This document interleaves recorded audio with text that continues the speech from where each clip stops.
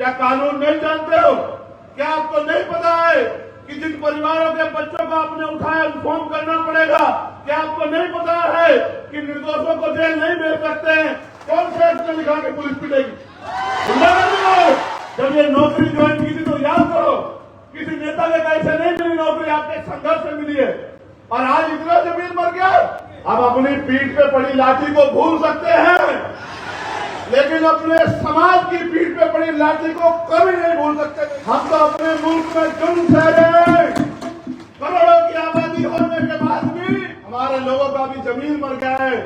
जो बाबा साहब अम्बेडकर के संविधान की वजह से समाज को मिले आरक्षण में नौकरी कर रहे हैं, हमारे नेताओं का भी जमीन मर गया है। इस साल बाद भी हम लोग अपने मुल्क में जुल्म ठहरेंगे। हमारा सच कि बहुत लंबे समय पहले गुरु घासीदास जी ने मन का एक समान, मानव मानव एक समान का नारा देके और टूटे हुए बिखरे हुए समाज को जोड़ने के लिए इस सतनामी पंथ की नींव रखी। और ये एक ऐसा पंथ है जो सिर्फ प्रेम की भाषा समझता है, जो सिर्फ प्रेम करता है, सम्मान करता है, जिनका झंडा भी सफेद रंग का है। और सफेद रंग जो निशानी है वो अहिंसा की निशानी है, वो निशानी है भाईचारे की। तो छत्तीसगढ़, पहले मध्य प्रदेश का हिस्सा रहने वाला छत्तीसगढ़, जिसकी पहचान सतनामी समाज से है, वो सतनामी समाज जो अपने दम पे यहाँ जुर्म, जाति, अत्याचार के खिलाफ लड़कर और अपनी पहचान के साथ आगे बढ़ रहा है, जिसने देश में, दुनिया में अपना झंडा डंडा बुलंद किया, अपना नाम कमाया, इस छत्तीसगढ़ का नाम रोशन किया। यह है सतनामी समाज। और बड़ौदा बाजार में जो हुआ वो एक दिन की घटना नहीं है। बड़ौदा बाजार में जो हुआ वो बार बार जो हमारे जैत स्तंभ को, हमारी आस्था को, हमारे सम्मान को जो अपमानित करने का काम किया, हमें पीड़ा देने का काम किया, जिसके बाद हमने ज्ञापन देकर सरकार से मांग की कि इसकी सीबीआई जांच करा दो, क्योंकि ये जैत खंभ को नोचना, उसको काटना सामान्य घटना नहीं है। इसके पीछे किसी का दिमाग है, कोई षड्यंत्र है, कोई जानबूझ के किसी बड़ी घटना को अंजाम देना चाहता है। ये एक सोची समझी साजिश है। लेकिन महीने भर के समय के बाद भी इतने बड़े समाज की आस्था को अपमानित होने दिया गया। और 3-4 लोगों को पकड़ के, जिनको ये भी नहीं पता कि जैत स्तंभ क्या होता है, सतनामी समाज क्या है, गुरु घासीदास के विचार क्या है, जो इस प्रदेश के रहने वाले भी नहीं है, उनको गिरफ्तार करके खाना पूर्ति करके जेल भेज दिया जाता है, सिर्फ और सिर्फ हमारी भावना आग करने के लिए। और मैं अपने सतनामी समाज को जानता हूं, वो कभी हिंसा के रास्ते में नहीं जा सकता। मैं जानता हूं कभी हिंसा का रास्ता इख्तियार नहीं करता। अगर वो हिंसा का रास्ता इख्तियार करने वाला समाज होता तो इनकी तरफ आंख उठाने वाला व्यक्ति छत्तीसगढ़ में दिखाई नहीं देता। मैं अपने समाज की ताकत को जानता हूं। लेकिन ये तो संविधान को मानने वाले लोग हैं, ये तो गुरु घासीदास को मानने वाले लोग हैं, ये तो बाबा साहब अम्बेडकर को मानने वाले लोग हैं, ये तो माननीय काशीराम साहब को मानने वाले लोग हैं। ये कभी हिंसा का सहारा नहीं लेते। ये तो जिस दिन इकट्ठा हुए थे, अपनी बात को कहने के लिए इकट्ठा हुए थे, लेकिन इनकी भीड़ में जिन असामाजिक तत्वों ने इस घटना को अंजाम दिया, जिन्होंने जानबूझ के उस षड्यंत्र को हवा दी और इस समाज की आस्था को चोट पहुंचाते हुए और इस समाज को बदनाम करने के लिए पूरी दुनिया में जिस तरह का षड्यंत्र किया और जिस तरह की घटना को अंजाम दिया, सरकार ने उसकी तह में जाना सही नहीं समझा। और सरकार ने निर्दोष सतनामी लोगों को टारगेट कर करके, जो इस समाज के निकले हुए लोग हैं, जो समाज में फैली हुई कुरीतियों को दूर करने और गुरु घासीदास जी के विचारों को दुनिया में पहुंचाने का काम कर रहे हैं, जानबूझ के टारगेट करके उन्हीं लोगों को जेल भेजने का काम किया। और जेल भी ऐसे नहीं भेजा, दुनिया में रहने वाले लोगों सुनो, जेल भी ऐसे नहीं भेजा उनकी खाल नोच नोच के लाठियों से पीट पीट के, उनको जूतों से पीट पीट के, उनको बेइज्जत करके उनके हाथ पैर तोड़ के जेल भेजा। और आज मेरे भाई, मेरा परिवार जेलों में सड़ रहा है। ये इस सरकार और इस सरकार के निकम्मे प्रशासन की देन है। क्या इस प्रशासन को नहीं पता था इनका एलआईयू का फेलियर है, इनके इंटेलिजेंस का फेलियर है? इनको नहीं पता था? आज तो इनको पता था कितने लोग आएंगे। आज तो जगह जगह बैरिकेडिंग लगा दी, आज तो गांव गांव में अनाउंसमेंट करा दिया कि मुकदमे हो जाएंगे, जेल भेज दे जाओगे। आज तो डराने का काम किया। 1 महीना हमारे लोग आंदोलन करते रहे कि इसकी सीबीआई जांच करा दो, तब तो गहरी नींद में सो रहे थे कि हम नहीं जानते क्या हुआ, क्या हम बच्चे हैं, क्या हम दूध पीते बच्चे हैं? हमें नहीं पता कि किस तरह आंदोलन को कुचला जाता है, किस तरह से जो है आंदोलन को बदनाम किया जाता है, किस तरह अपने गुंडे भीड़ में घुसाकर और सतनामी समाज के निर्दोष युवाओं पे झूठे मुकदमे लगा के क्या करना चाहते हो, क्या दिखाना चाहते हो? आपको क्या लगता है कि डर जाएंगे? आपको क्या लगता है छिप जाएंगे? आदमी एक बार पैदा होता है, एक बार मरता है। याद रखना सरकार के लोगों, एक बार के बाद दोबारा नहीं मरता और एक बार के बाद दोबारा पैदा नहीं होता। मैं आपसे भी कहना चाहता हूं, बुज़दिल तो नहीं हो, बहादुर लोगों, क्या हो गया तुम्हें? किस बात से डर रहे हो? जेल तो क्रांतिकारियों का गहना होती है। और याद करो, यह मुल्क जब आजादी पाया तो कितने लोगों ने शहादत दी, कितने क्रांतिकारियों ने शहादत दी, कितने लोगों ने जेल काटी? किस चीज से डर रहे हो? मैं तुम्हारे सामने खड़ा हूं, चंद्रशेखर आजाद, जिसने दिल्ली की तिहाड़ भी 2-2 बार काटी और 16-16 महीने जेल काटी, जिसके शरीर में जितनी हड्डियां नहीं उतनी लाठियों से उसको पीटा गया, पैरों के नखून खींच लिए गए, दांत तोड़ दिए गए, रीढ़ की हड्डी में गैप कर दिया गया, फिर भी नहीं मरा। क्योंकि संघर्ष करने वाला व्यक्ति मरता नहीं है, संघर्ष करने वाला अमर होता है और उसके जाने के बाद दुनिया उसको याद रखती है। आज हमारे प्रदेश अध्यक्ष राजकुमार जांगड़े जी यहाँ नहीं है। वो बेचारे, पहले उनको एक्सीडेंट हो गया, बड़ी मुश्किल से उसकी जान बची आपकी प्रार्थनाओं से, गुरु घासीदास जी के आशीर्वाद से। फिर उसको दोबारा से चोट लग गई। वो किसी तरह से, उसको पता था कि उसके ऊपर शिकंजा कसा जाएगा। वो निर्दोष व्यक्ति किसी तरह से यहां से चला गया। उसको पकड़ के लेके आए जिस दिन मैंने घोषणा करी कि मैं आने वाला हूं। इनको पता था कि राजकुमार जांगड़े और भीम आर्मी के लोग यहां रहेंगे तो लाखों लोग जुटेंगे और आपको जवाब देना भारी हो जाएगा। अभी मैं जब यहां आया तो मुझे बताया कि उसके पिताजी आए। ये राजकुमार जी के पिताजी हैं। ये सिर्फ राजकुमार के पिताजी नहीं है, ये मेरे भी पिताजी हैं, चंद्रशेखर आजाद के भी, क्योंकि वो हमारा नेता है यहाँ। वो हमारे लिए और आपके लिए 24 घंटे 7 दिन खड़ा रहता है। वो अपनी जान की परवाह नहीं करता। वो मेरा बहादुर सिपाही है। आज इनकी आंखों में आंसू देख के मुझे बड़ी तकलीफ हो रही।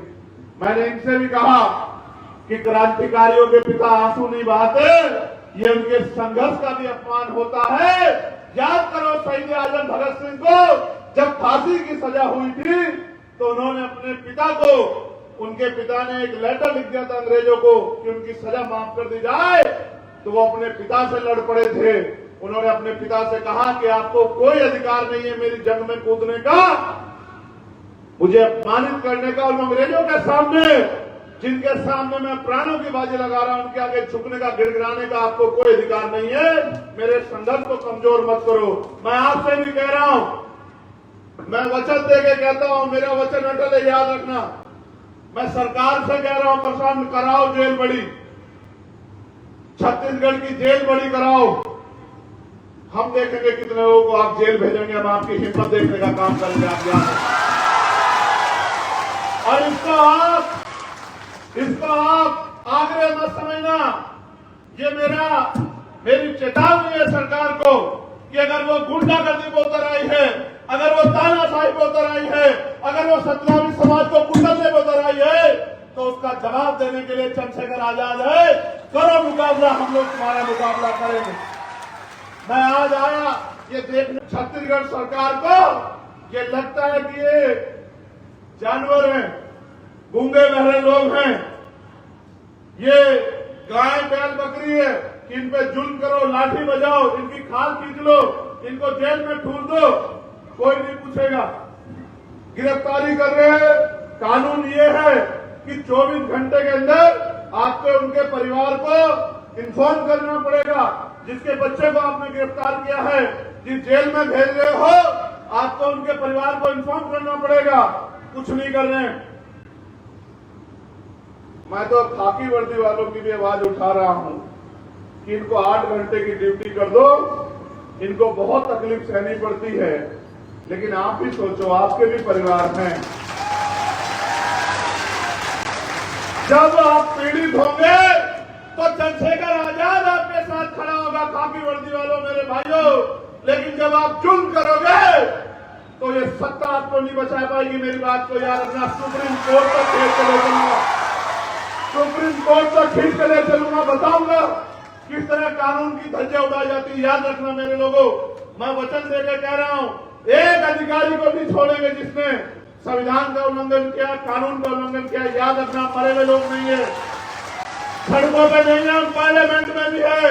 और वचन देकर कहता हूं, जिस दिन दोबारा सेशन चलेगा इसी महीने में, सबसे पहले यही मुद्दा सदन में उठेगा और सरकार से जवाब मांगा जाएगा कि ये जो वर्दी पहने लोग हैं, जो हमारी तनख्वाह, हमारे पैसे से तनख्वाह पाते हैं, इनको सरकार हम पे जुल्म करने के लिए क्यों यूज कर रही है? क्या कानून नहीं जानते हो? क्या आपको नहीं पता है कि जिन परिवारों के बच्चों को आपने उठाया इन्फॉर्म करना पड़ेगा? क्या आपको नहीं पता है कि निर्दोषों को जेल नहीं भेज सकते हैं? क्या आपको नहीं पता है कि जानबूझ के इतने बड़े समाज को नहीं कुचल सकते हैं, उनकी भावनाओं को नहीं कुचल सकते हैं? क्या क्या नहीं पता आपको? सब पता है, लेकिन आप सत्ता के आगे कमजोर पड़ गए हो। मैं आपको बल देने के लिए आया हूं कि घबराओ मत पुलिस के साथियों, मैं आपके साथ हूं, ईमानदारी से काम करो। लेकिन याद रखो, आपके भी परिवार हैं। कल जब अपने बच्चों में जाओगे तो कैसे उनसे आंखें मिलाओगे? जब किसी गरीब के बच्चे को, निर्दोष को पीट पीट के जेल भेजोगे, कैसे आंख मिलाओगे? सोचो, यही प्रदेश होगा। कल आपके बच्चे से कोई गलती हो जाए या ना भी गलती हो और उसके साथ ऐसा जुल्म हो, कैसे बर्दाश्त करोगे? आप भी तो पिता हो, क्या अपने बच्चों पे होते जुल्म को बर्दाश्त कर पाओगे? खाल खींच रहे हो मेरे लोग। ऐसा लगता है कि उनका कोई वाली वारिस नहीं है, उनका कोई भाई नहीं है, उनका कोई परिवार नहीं है, उनके लिए लड़ने वाला कोई नहीं है। हो सकता है छत्तीसगढ़ के नेता आंख खींच सकते हैं, लेकिन दिल्ली में बैठे हम लोग आंख नहीं खींच सकते। मेरी बात को याद रखना। आपको शायद नहीं पता कि जिन भीम आर्मी के लोगों को आपने बंद किया है, इसी 21 जुलाई में भीम आर्मी की स्थापना हुई थी। आपको नहीं पता? ये महीना हमारा है, ये हमारा महीना है। पिछले साल इसी महीने में हमने 5 लाख लोग दिल्ली में जुटाए थे, और इस बार भी अगर आप आतंक करोगे तो 10 लाख लोग हम लोग दिल्ली में जुटाएंगे। जब आपके सम्मानीय मुख्यमंत्री दिल्ली आएंगे, हम उनका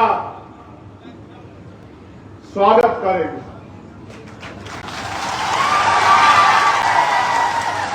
हम यहां से जब जाएंगे तो देश के गृह मंत्री जी को भी अवगत कराएंगे कि उनकी सरकार वहां क्या कर रही है, उनकी सरकार वहां किस तरह जुल्म कर रही है। और अगर वो भी हमारी बात नहीं सुनेंगे तो सड़कें सुनेंगे हमारी बात, क्योंकि हम भीम आर्मी आजाद समाज पार्टी को, ताकत को जानते हैं। और हम ये भी जानते हैं कि लोकतंत्र है, लोकतंत्र में जिनके पास लोग होते हैं उनकी सुनवाई तानाशाह को भी करनी पड़ती है। आप ये बताओ, ऐसा क्या हुआ कि एसपी दफ्तर में आग लगी और सिर्फ आबकारी की फाइल ही चली? ऐसा क्या हुआ? बाहर आग नहीं लगी और अंदर आग लग गई। ऐसा तो नहीं कि दफ्तर में बैठ के कोई आदमी आग लगा रहा हो। ऐसा तो नहीं कि दफ्तर में बैठ के कोई आग लगा रहा हो, अपने किसी माफिया साथी को बचा रहा हो, किसी की मदद कर रहा हो। किसी को जेल जाने से बचा रहा हो, किसी से कुछ सुविधा लाभ लेकर गरीबों के बच्चों को फंसा रहा हो, ऐसा तो नहीं है। कहां था इंटेलिजेंस, कहां था LIU, कहां थी पुलिस, कहां था प्रशासन? इतने लोग आए थे, क्यों नहीं बात करी? जिलाधिकारी मौके पे क्यों नहीं पहुंचा? आज इतनी फोर्स लगाई है, अगर इतनी फोर्स उस दिन लगाई होती तो पत्ता भी नहीं हिलता। और इतने लोग यहाँ हैं, बताओ पत्ता कहां हिल रहा है? इनमें से कौन ऐसा है जो किसी को बुरा कह रहा है? लेकिन बुरा तो उस दिन भी नहीं कह रहा था। ये तो सत्ता और विपक्ष की मिली भगत थी जिसमें मेरे लोग पिस गए, जो बेचारे गुरु घासीदास जी के सम्मान में, जो सतनामी समाज के सम्मान में गए थे, वो बेचारे पिस गए। और वो नौजवान पिस गया जो समाज को परिवार से भी बड़ा मानकर एडी चोटी का जोड़ लगाकर पूरे प्रदेश में जुल्म जाति के खिलाफ लड़ रहा है। मैं समझता हूं क्योंकि हम सत्ता के खिलाफ मजबूती से लड़ रहे हैं, इसलिए जानबूझ के हमारी लड़ाई को कमजोर करने के लिए हमारे नेताओं को टारगेट किया गया है। विश्वास करो, सबसे ऊपर है कानून और कानून से ऊपर है संविधान। कोई संविधान से बाहर नहीं है। अगर मुख्यमंत्री अपराध करेंगे तो कानून उनको भी सजा देगा, और अगर गृह मंत्री अपराध करेंगे तो कानून उनको भी सजा देगा। सतनामी समाज था, सतनामी समाज है और सतनामी समाज अनंत अनंत तक रहेगा। ये गलतफहमियों को दिल में रखना। मैं आज राज्यपाल जी से भी मिला था, मैंने उनको भी ज्ञापन दिया। उन्होंने मुझसे कहा कि भाई घटना बड़ी चिंताजनक है, दफ्तर में आग लगी है। तो मैंने कहा तो आग लगाने वालों को गिरफ्तार करो, आग बुझाने वालों को गिरफ्तार मत करो। मैं तो आपसे कह रहा हूं, जिसने आग लगाई है आप CBI जांच कराओ इस घटना की, उस पर कड़ी से कड़ी कार्रवाई करो। लेकिन जिन लोगों ने अपने सम्मान आत्मसम्मान की लड़ाई लड़ने के लिए जो वहां गए थे, उन लोगों पर झूठे मुकदमे लगाकर जेल में डालने का या उनकी हिम्मत को तोड़ने का काम मत करो। मैं उनको ज्ञापन दे के आया हूं और मैं फिर आपसे कह रहा हूं कि आपको लगता है हम लोग कमजोर हैं? दोनों हाथ जोड़ के बताओ कि आपको लगता है हम लोग कमजोर हैं? हम चुप इसलिए है, हम ये जुल्म इसलिए सह रहे हैं। मैंने वीडियो ट्वीट की थी, यही सब बहादुर लोग थे, अलग अलग वर्दी वाले लोग जो लातों से पीट रहे थे। वकील है, कितने मेडिकल हैं आपके पास? कितने लोगों पे 307 लगाई? कितने लोगों को चोट आई? एक आदमी को चोट लगी, 10 आदमी को चोट लगी, 100 लोगों ने चोट मारी कि 307 का मुकदमा दर्ज कर दिया। और आप लोगों ने जो किया, आपकी वीडियो एविडेंस नहीं है क्या कि आप जूतों से पीट रहे, गिरा गिरा के लाठियों से पीट रहे? आपको किसने दिया पीटने का? पुलिस का काम पीटना कब से हो गया? किसने अधिकार दिया? कौन से एक्ट ने लिखा कि पुलिस पीटेगी? गुंडागर्दी करते, गुंडागर्दी करोगे, जुल्म करोगे, लगता है इनका कोई इनकी आवाज उठाने वाला नहीं। गलत है, गलत तो गलत कहना सीखो। और संविधान की शपथ लेकर आपने जब ये नौकरी ज्वाइन की थी तो याद करो, किसी नेता के कैसे नहीं मिली नौकरी, आपके संघर्ष से मिली है। और आज इतना जमीन मर गया कि आंखें बंद करके जुल्म कर रहे। याद रखना, यहां जुल्म कर लोगे, लेकिन यहां से ऊपर भी एक अदालत है, उस कुदरत की अदालत जो सब देख रही है। आपके किए हुए कार्य उस कुदरत को दिखते हैं। मैं आपसे नाराज नहीं हूं, इसलिए क्योंकि पुलिस तो सरकार की होती है। मैं तो खुद से नाराज हूं कि हम यहां इतने ताकतवर नहीं है कि आपका ट्रांसफर पोस्टिंग कर सकें। हम यहां इतने ताकतवर नहीं कि आपको सस्पेंड कर सकें। हम यहां इतने ताकतवर नहीं कि आप पे मुकदमा लगा के आपको जेल भेज सकें। हम अभी इतने ताकत नहीं है पॉलिटिकली, लेकिन आपको क्या लगता है हम तो वहां भी उतने ताकतवर नहीं थे जहां हम ताकतवर बने। आपको क्या लगता है कि हम हमेशा ऐसे रहेंगे? आपको क्या लगता है आपके दिए हुए जख्म हम भूल जाएंगे? नहीं, बिल्कुल नहीं भूलेंगे। हम अपनी पीठ पे पड़ी लाठी को भूल सकते हैं, लेकिन अपने समाज की पीठ पे पड़ी लाठी को कभी नहीं भूल सकते। कई बात को आप याद रखना। हम जानते हैं कि हम कमजोर हैं राजनीतिक रूप से। जब आपकी लाठियां हमारे खिलाफ उठती हैं तो नहीं सोचती। आपके आदमी को तो पत्थर लगा भाइयों, हमें तो पूछे रखने में मारा जाता है, हमें तो घोड़ी पे बैठने में मारा जाता है। आपको तो पत्थर लगा, आप तो घायल हुए। मैं उसको भी सही नहीं मानता, मगर हमें तो मार के लटकाया जाता है भाई। हमें तो मटकी छूने में मारा जाता है। हम किससे नहीं लड़ते? हम तो अपने मुल्क में जुल्म ठहरे। करोड़ों की आबादी होने के बाद भी इस देश का दलित, पिछड़ा, आदिवासी और अन्य धार्मिक अल्पसंख्यक जुल्म ठहरे। हमारी मौलिक होती है भाई। हमें मारा जाता है, दाढ़ी रखने पे, टोपी पहनने में मारा जाता है, हमें आवाज उठाने में मारा जाता है। हम नहीं लड़ते, हम संविधान पे भरोसा रखते हैं। लड़ने वाले लोग होते तो आपकी हिम्मत नहीं होती, हमारे पंडाल में घुस जाते, आपकी संख्या इतनी नहीं। लेकिन आप जानते हो, क्योंकि लंबे समय से इनके नेताओं ने इनको ठगाया है, तो आप इनको बेसहारा मानते हो। लेकिन अब ये बेसहारा नहीं है। अब इन पे एक मजबूत आवाज है, जो इनका नेता नहीं है, इनका भाई और इनका बेटा है, जो अपने प्राणों के बलिदान लगा देगा, लेकिन इनको कमजोर नहीं पड़ने देगा। मैं आपसे भी कहता हूं, हाथ जोड़ के कह रहा हूं, इसे मेरी विनती मानो कि इस जुल्म को बंद कर दो। इसमें सबकी भलाई, और जिन निर्दोषों को आपने गिरफ्तार किया है उनको छोड़ दो बिना शर्त के। इसमें सबकी भलाई, वरना फिर आंदोलन होंगे। और इस बार आंदोलन अगर छत्तीसगढ़ में हुआ तो उसका प्रचार करेगा चंद्रशेखर आजाद गांव-गांव घूमकर। उसका प्रचार करेगा भीम आर्मी का एक पदाधिकारी, आजाद समाज पार्टी का एक पदाधिकारी। क्योंकि लोकतंत्र में आप हमें नहीं रोक सकते हो अपनी आवाज उठाने से। इसलिए मैं आपसे कहना चाहता हूं, जितना जल्दी हो सके किसी को खुश करने के लिए किसी पे जुल्म करना ये न्याय नहीं। न्याय का सिद्धांत तो ये कहता है कि 4 दोषी बच जाएं, लेकिन एक निर्दोष को सजा नहीं होनी चाहिए। लेकिन आप तो पहले से जज बन गए,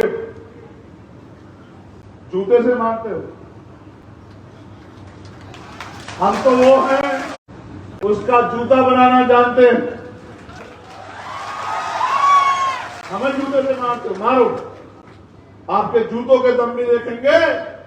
ये जूते भी हमारे लोगों द्वारा बनाए गए हैं, चिंता मत करो। उतार लो हमारी खाल उतार लो।